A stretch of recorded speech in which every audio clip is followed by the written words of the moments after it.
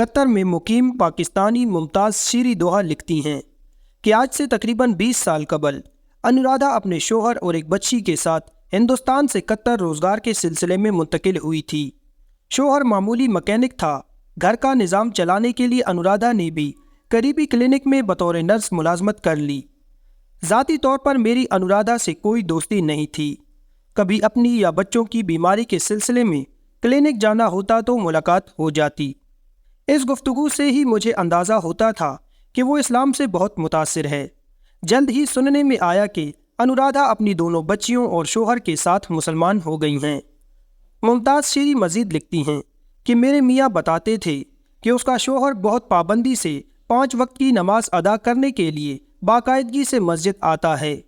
انورادھا کا مسلم نام ختیجہ اور اس کے شوہر پرکاش کا نام عبداللہ رکھا گیا۔ انورادھا کے مسلمان ہونے کے بارے میں جان کر میں نے ان کو اپنے گھر کھانے پر بلایا تو اس سے پوچھا کہ تمہارے مسلمان ہونے کی خبر سن کر تمہارے شوہر کے گھر والوں کا کیا رد عمل ہے؟ تو اس نے بتایا کہ دونوں طرف کے لوگوں نے ہم سے قطع تعلق کر لیا ہے۔ میری ساس کہتی ہیں کہ میں نے اس کے بیٹے پر جادو کر دیا ہے۔ وہ سب ہم سے ناراض ہیں، لیکن وہ ہمارے ماں باپ ہیں۔ اسلام ان کی تعظیم اور خدمت کا حکم دیتا ہے۔ ہم ہندوستان جائیں گے تو انہیں منائیں گے۔ ہماری دعا ہے کہ وہ سب بھی کلمہ پڑھ لیں اور جہنم کی آگ سے بچ جائیں۔ پھر جب وہ ہندوستان گئے تو دونوں کے گھر والوں نے نہایت سختی کا معاملہ کیا، چنانچہ یہ لوگ واپس آ گئے۔ دن اپنی پوری رفتار سے گزرتے رہے۔ یہ سن 2016 کے رمضان کریم کا ذکر ہے کہ مجھے اچانک ایمرجنسی پاکستان جانا پڑا۔ 25 دن پاکستان میں گزار کر میں واپس آئی تو پہلی خبر یہ سننے کو ملی کہ عبداللہ کا انتقال ہو گیا ہے۔ یہ سن کر مجھے ایک جھٹکا سا لگا۔ مزید پتہ چلا کہ عبداللہ کا انتقال بھی ہندوستان میں ہی ہوا ہے اور ختیجہ بھی ادھر ہی ہیں۔ اب مجھے جو فکر تھی وہ یہ کہ ختیجہ اور عبداللہ دونوں کے گھر والے کٹر قسم کے ہندو تھے۔ معلوم نہیں انہوں نے میت کو دفنایا ہوگا یا نہیں۔ ایسا نہ ہو کہ عبداللہ کی میت کو جلا دیا گیا ہو۔ ختیجہ کے ساتھ وہاں کیا بیت رہی ہوگی۔ میں نے ختیجہ کا سیل فون نمبر لینے کی بہت کوشش کی، لیکن کہیں سے نہیں مل سکا۔ دل میں بے چینی تھی کہ اب وہ شوہر کے بغیر واپس بھی آئے گی یا نہیں۔ جب میں ادھر ادھر سے پوچھا تو کسی نے بتایا کہ ختیجہ واپس آ گئی ہیں۔ میری بےتابی بڑھ گئی اور اسی رات میں اس سے ملنے پہنچ گئی۔ میں نے اس کو اس حال میں دیکھا کہ دبلی سوکھ کر کانٹا ہو رہی تھی، بے حد ساونی ہو چکی تھی، سب رنگ روپ ختم ہو چکا تھا۔ وہ میرے گلے لگ کر بے حد روئی۔ میں اس کو چپ کرانے کی کوشش میں خود بھی روتی چلی گئی۔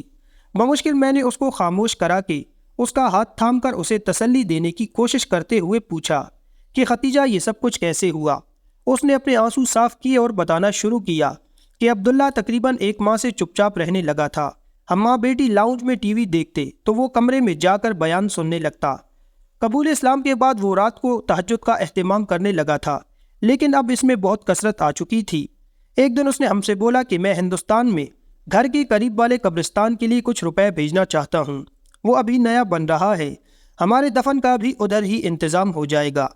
ہم اس کی بات سن کر ناراض ہوئے کہ ایسا مت بولو۔ پھر کچھ دن بعد بولا کہ ہم اپنے ماں باپ سے ملنے جانا چاہتے ہیں۔ ماں باپ کافر بھی ہوں تو اس کا ادب واجب ہے۔ میں ان کی خدمت کرنا چاہتا ہوں۔ بچوں کا اسکول کھلا ہوا تھا۔ میں نے کہا ٹھیک ہے تم چلے جاؤ، رمضان کریم کے آخر میں جب اسکول بند ہوگا تو ہم آ جائیں گے۔ رمضان مبارک شروع ہو چکا تھا۔ دوسرے روزے کو وہ ہندوستان روانہ ہو گیا۔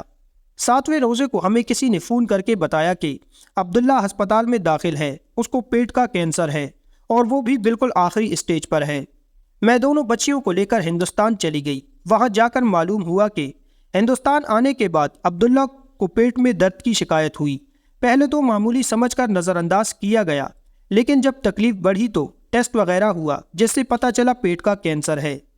عبداللہ کے ماں باپ مجھ کو بہت برا بھلا کہتے اور بولتے کہ تم نے ہمارے بیٹے کو نہ جانے کیا کچھ کر دیا ہے جس کی وجہ سے یہ بیمار ہو چکا ہے۔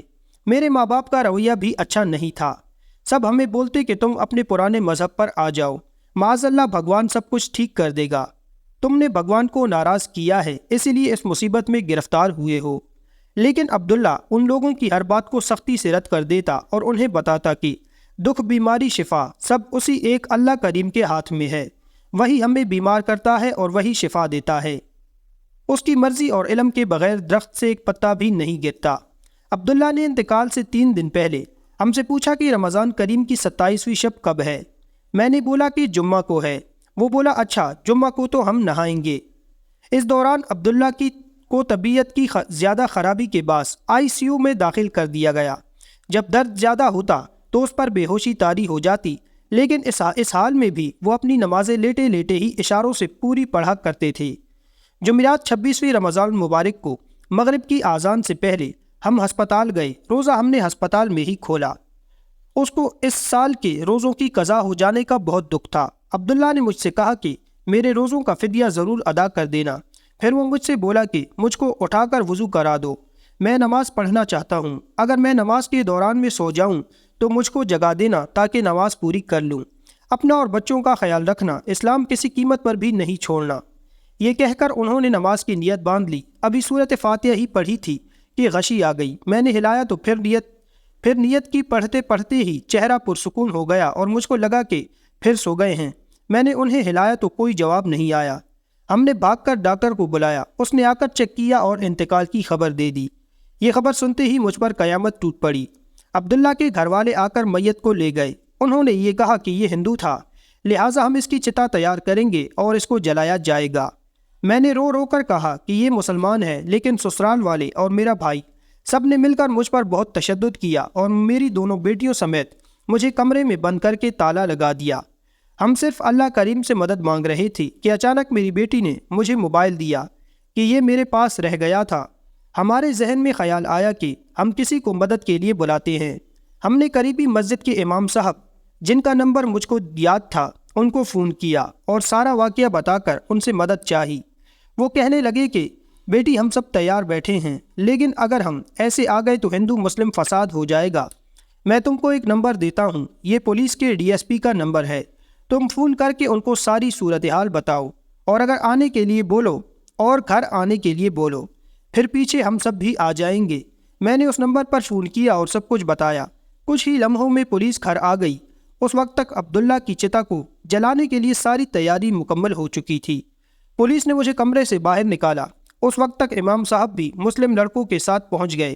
ہم نے امام صاحب کو اشارہ کیا اور انہوں نے مسلم لڑکوں کے ساتھ میت کو اٹھا لیا اور تیزی سے لے کر مسجد کی طرف روانہ ہو گئے۔ انہوں نے جلدی سے غسل اور کفن دے کر نماز جنازہ پڑھائی اور قریبی قبرستان میں تدفین کر دی، کیونکہ پولیس وہیں موجود تھی۔ پولیس کے ڈر سے اس کے گھر والے بھی کچھ نہ بولے، لیکن پولیس کے جاتے ہی ختیجہ کے سسرال والوں نے ظلم کی انتہا کر دی۔ اس کو مارا پیٹا اور 3 دن تک کمرے میں بند رکھا۔ ختیجہ کے پاس ریٹرن ٹکٹ اور پاسپورٹ موجود تھا۔ اس نے اپنی اور بچیوں کی سیٹ کنفرم کرائی اور واپس قطر آ گئی۔ عبداللہ کے بھائیوں نے اس کو اس شرط پر جانے دیا کہ عبداللہ کے جو بھی روپے پیسے اور اس کے پاس سونا تھا ہندوستان میں ہی چھوڑ کر جانا ہوگا۔ میں سب کچھ چھوڑ کر آ گئی، لیکن پھر بھی مجھے خوشی تھی کہ میری اصل دولت میرا ایمان سلامت ہے۔ آج پردیس میں ایمان کی دولت نے ختیجہ کو ماں کی طرح اپنی باہوں میں سمیٹ لیا ہے۔ اس کی 2 بچیاں، ایک میٹرک اور دوسری انٹر کر رہی ہیں۔ ختیجہ کی آرزو یہ ہے کہ اس کی بیٹیوں کی اچھے مسلمان گھرانوں میں شادیاں ہو جائیں تاکہ اس کو پردیس میں محرم کا ساتھ مل جائے۔ برستی آنکھوں کے ساتھ یہ کہہ کر ختیجہ نے اپنی بات ختم کی کہ اے رب العالمین، عبداللہ تیری امانت تھا، تو نے اسے واپس لے لیا۔ مجھے کوئی گلہ نہیں، میں تیری رضا میں راضی ہوں۔ ایمان پر ہمارے قدم جمائے رکھنا، میرے عبداللہ کو جنت الفردوس میں اعلیٰ مقام عطا فرمانا۔ دوستو، اسلام ایک سچا مذہب ہے کہ جو بھی اسے قبول کر لیتا ہے تو پھر وہ موت کو تو اپنے سینے سے لگا سکتا ہے، لیکن اسلام کے دامن کو کبھی بھی نہیں چھوڑ سکتا، اور جس نے اسلام کا دامن نہ چھوڑا وہی تو کامیاب ہے، دنیا میں بھی اور آخرت میں بھی۔ بے شک